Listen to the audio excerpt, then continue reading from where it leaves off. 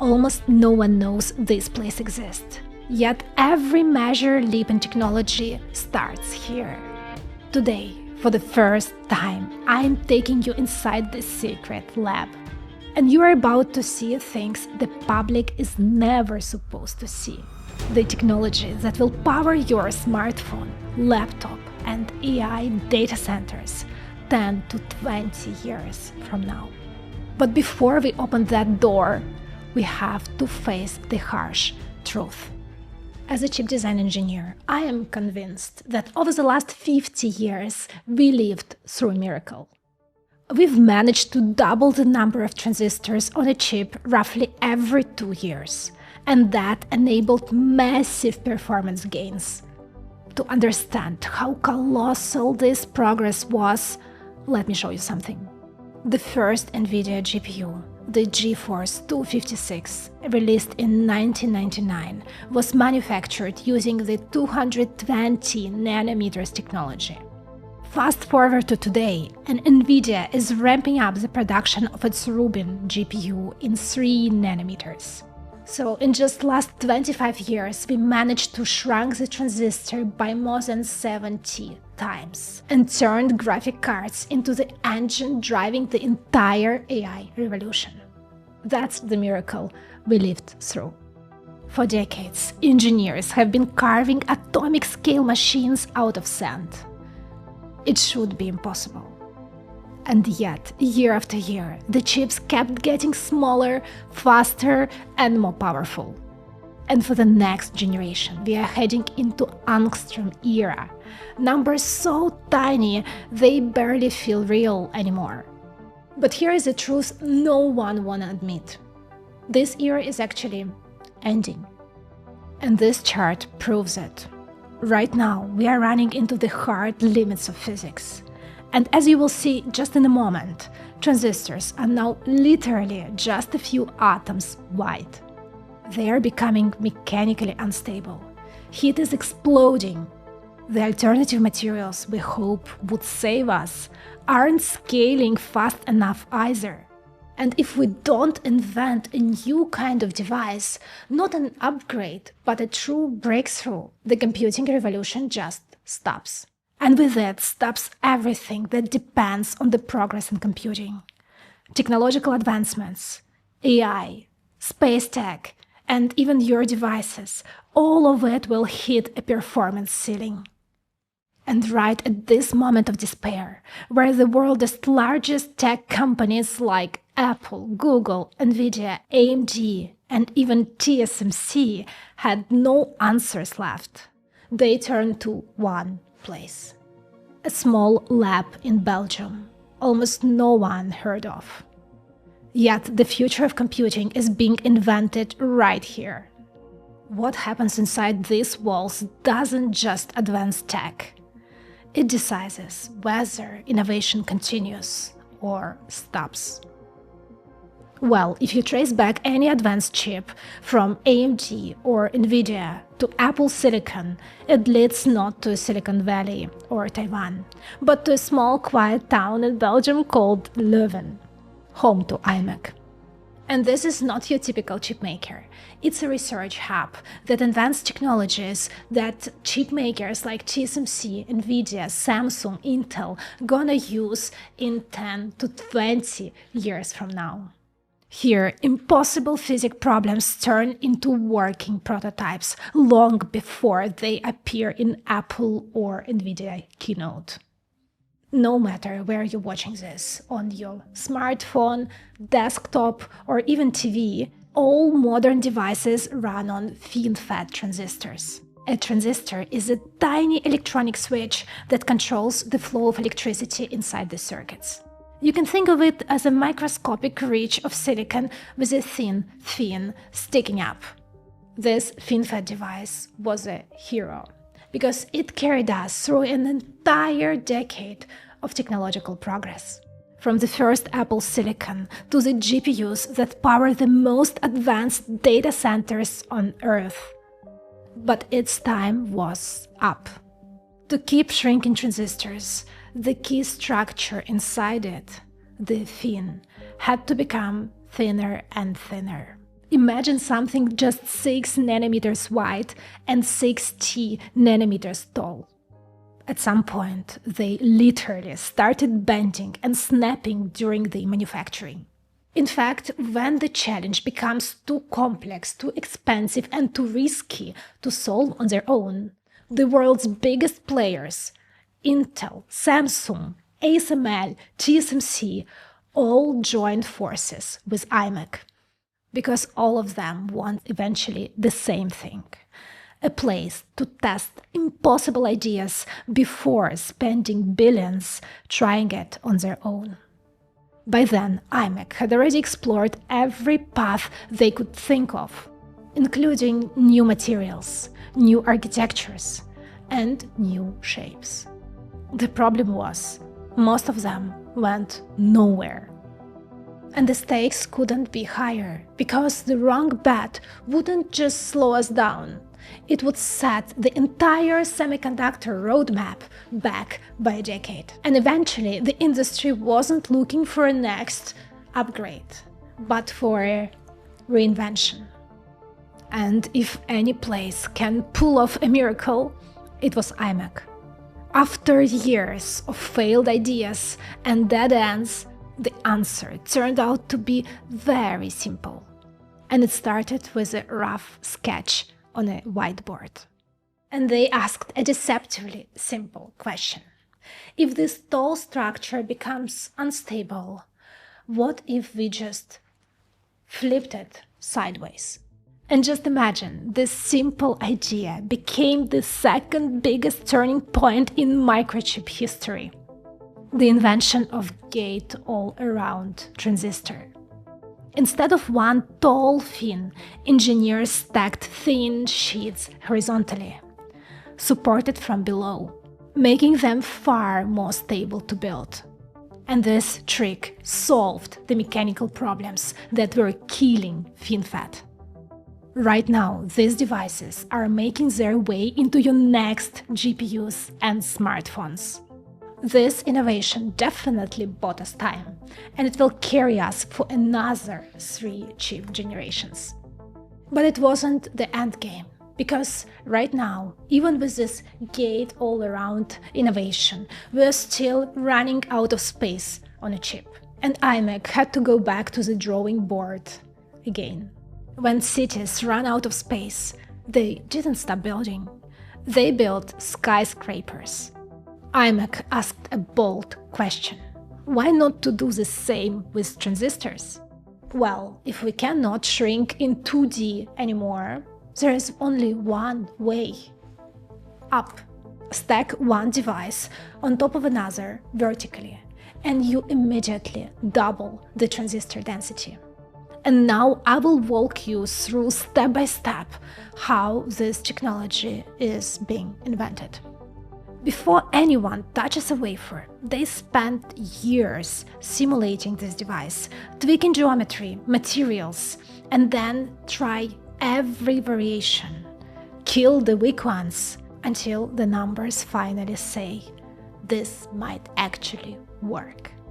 And that's because every idea that dies here will save you years of effort and expenses in the fab. For CFET, Imec explored multiple ways to stack transistors. Most of them failed, but one had the pulse, and that became the path forward. And when it finally worked, it changed everything.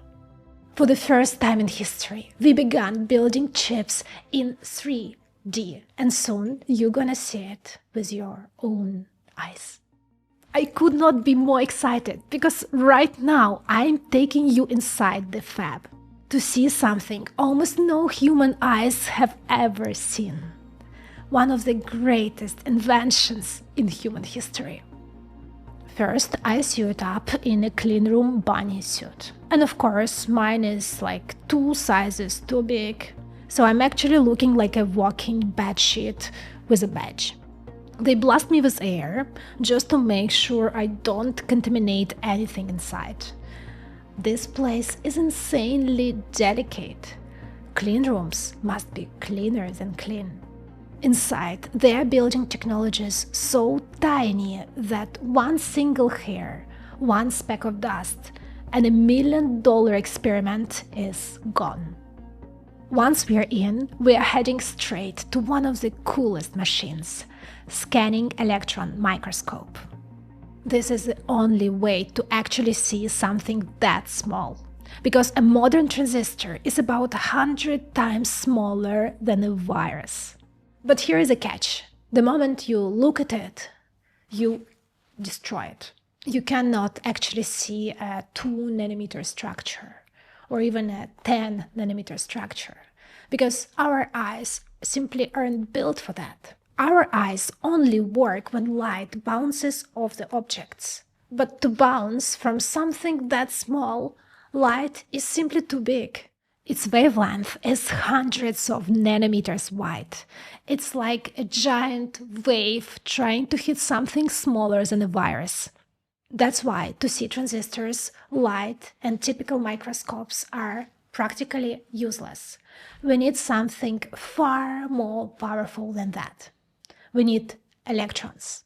That's why we're gonna use this scanning electron microscope to see the unseen. First, we place the wafer inside the chamber. Inside, a thin beam of electrons scans across the surface of the chip. And this lets us zoom in hundreds of thousands of times. At first, what you see looks like simple lines. But as we increase magnification 20,000 times, 50,000 times, 150,000 times, patterns begin to appear. What we see right now are metal contacts that lead to the device. They are like tiny highways carrying electrical signals into the transistor. And here is a brutal part. When the electron beam hits the surface of the chip, it instantly heats up. Stay on one spot for just a half a second too long, and the beam will destroy the sample. You get only a few chances before it's gone. And this time we had to sacrifice this one just to see what is inside. Now Felix fires up the ion beam, and suddenly a tiny opening appears.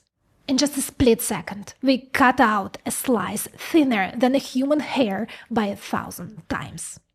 And only after making this cut, we can see the most important part of the transistor, the nanosheet channel, the tiny layer where the electric current actually flows.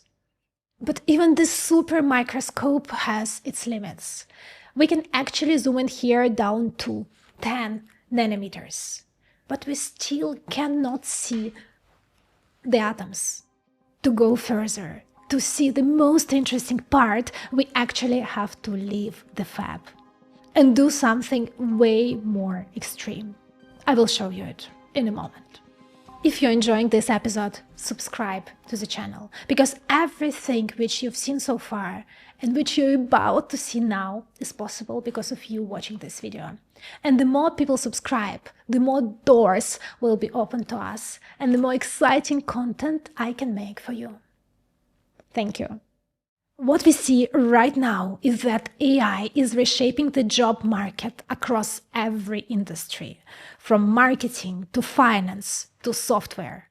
Many people think they won't be affected, but the world is changing fast. And the only way to stay relevant is to level up your skills. While everyone is busy buying things this Black Friday, I think the smartest move is to invest in yourself, in something that actually adds long-term value. Which is why I teamed up with Outskill to bring you a 2-day live AI mastermind training. They're hosting the next live workshop this Saturday and Sunday from 10 a.m. to 7 p.m. EST. Normally, this training costs $395, but Outskill is running their big Black Friday sale, and they're giving all of my viewers a free seat. I highly recommend you joining it, because not only will you get AI certified, but you will be trained by mentors from Google, Microsoft, OpenAI, Nvidia, and more. people who built the modern AI industry. In just 16 hours, you will learn more than 10 AI-powered tools, master AI in Excel, Sheets, and presentations, start building your own AI agents and workflows. If you attend both days, you will unlock bonuses worth $5,000, including Prompt Bible and your personalized AI toolkit. Save your free spot right now by clicking the link below or scanning the QR code here. And thank you, Outscale, for sponsoring this episode. Now, this is where things start to get really wild, because we left the fab and leveled up to something far more powerful: transmission electron microscope. This one can achieve magnifications of up to 50 million times. And we're about to look at the invention that took over a decade to build and cost the industry hundreds of millions to make real. Unlike the first microscope that shows you only the surface, this one let us see through the material, almost like X-ray at the atomic scale. This one can zoom in far enough to see actual atoms, and nothing else on Earth can do that. Getting to the atoms is a whole science on its own. Do you remember we just cut out a tiny slice of the chip, a few nanometers thick, called lamella? That's a slice thinner than a strand of a DNA, about 30 nanometers thick. Any thicker and electrons can't pass through it. Now you see Felix carefully placing this tiny slice on a copper grid and load it into the microscope. I cut it short, but this preparation took us at least half an hour. And now, finally, we are zooming into the CFET transistor. Now, on the screen, you can see the bright shapes. These are the metals, the contacts, and the gate. The gray regions are silicon and silicon germanium. And running through the image, almost like a thin thread, is the nanosheet channel, the tiny path where electric current flows when transistor switches on. So this is the P-type channel at the top, and here at the bottom you have the N-type channel, you see? And it's a rocket science to manufacture this channel so tiny. So those are atoms, you can see them here. What you see right now is a glimpse into one of the humanity's most advanced, tiniest creations, the CFET. For the first time in history, two transistors stand on top of each other, packing more power into less space, and opening the door to a new era of computing. And now if we zoom in, we can see these single atoms of the channel. And this view is as close to the heart of the chip as you can get. And this channel is about 30 atoms thick. When I saw this, I just froze, because this was the physical limit of reality right in front of me. There is a catch though, because to look at it, we literally shoot electrons at the device, and every second we risk to destroy it. Fun, right? But also terrifying. Every image feels like a one-time chance. Like a shooting star, you're admiring it, knowing that it's gonna disappear. Why does this process we went just through, SAM and TM, which is so expensive and requires a lot of training to do, matter so much? In fact, this isn't just for cool visuals. These are two critical steps in inventing every new chip technology. Because modern chip making involves building these tiny structures layer by layer, which involves thousands of steps. And at each stage, engineers need to check if the structures are still perfect, or if something went wrong. And if something went wrong, they need to figure out why and fix the process. What you're seeing right now actually decides the fate of this innovation. if it moves forward or if it ends right here. Most people think new chip technology just appears every few years, as if someone wakes up and says, "This is the next transistor." But the reality is very different. In fact, from the moment a new transistor is imagined till the moment it will end up in your phone, you are looking at 18 to 20 years. And so far, we've explored just a tiny part of this innovation process, but I'm sure you already can see why this is one of the hardest engineering challenges on the planet. And I was lucky to talk to Serge, who led the invention of CFET technology at Imec. He basically leading the innovation that NVIDIA, TSMC, Intel, and Apple will depend on in a decade from now. That's kind of exciting. You've seen the TM. It looks so simple. Man, it took 4 years of my life to get there. It was a day and night. But this is much more than a FinFET. It's three times more aspect ratio. It's kind of hard. And even when you come up with a perfect design, if the tools physically can't build it, the idea dies. Because in this industry, a new device isn't just a design challenge, it's an equipment challenge. In some sense, some people say Moore's law is an equipment capability law. If the tool does not exist to print smaller features, if the tool does not exist to remove certain materials selective to others, you would not be able to physically build the complicated structure on your wafer. And CFET invention pushed tools harder than anything before it. In fact, to stack two transistors on top of each other, they needed an entire new generation of tools. You have to be able to precisely etch and build tall and narrow structures without letting them collapse. Grow and remove materials layer by layer without damaging anything underneath it. And you have to be able to deliver power from the back side of the wafer, something that has never been done before.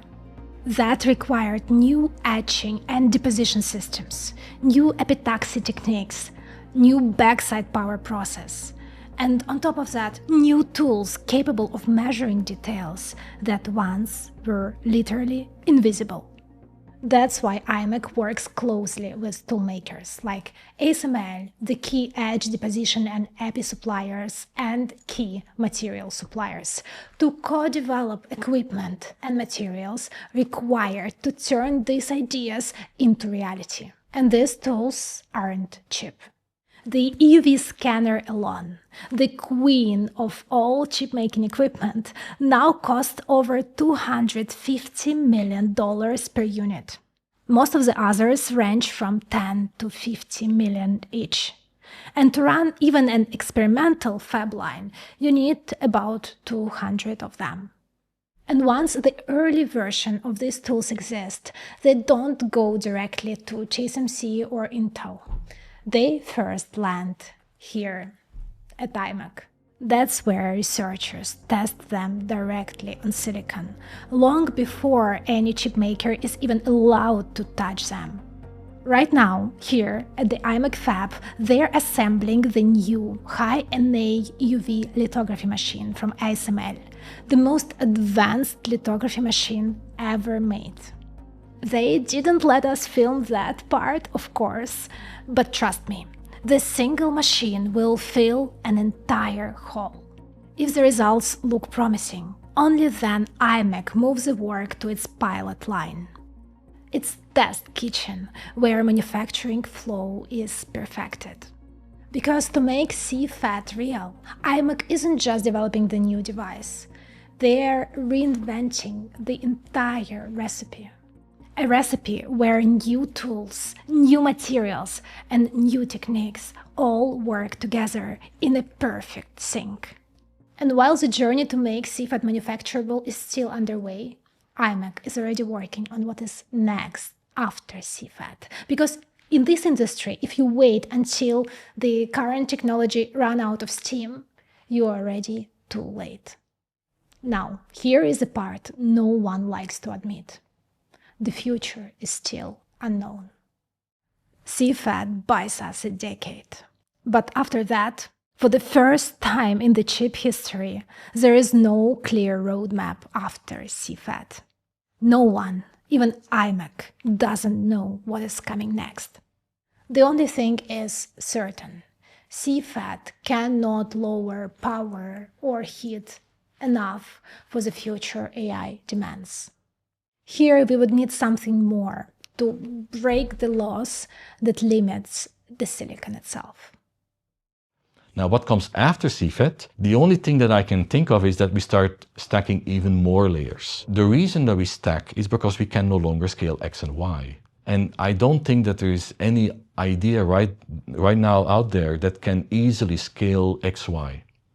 So that means we have to make use of the vertical dimension.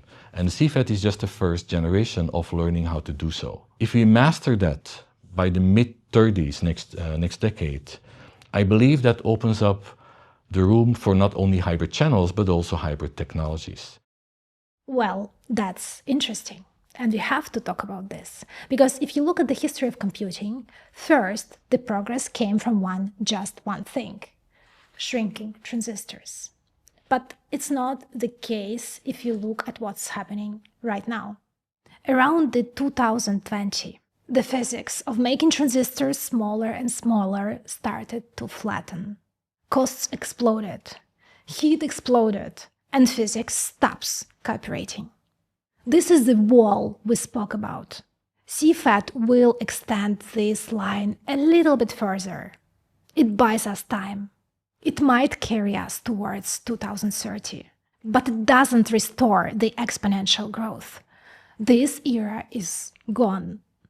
Right now, the industry is forced to change the very definition of Moore's law. Because if you cannot make transistors significantly better, you have to make the whole system significantly better. In fact, in the modern chips, performance doesn't come just from smaller transistors.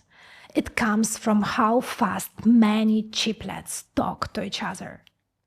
Now, instead of building one giant chip, companies combine multiple smaller chips, side by side, or even vertically, to unlock far more power in a single package.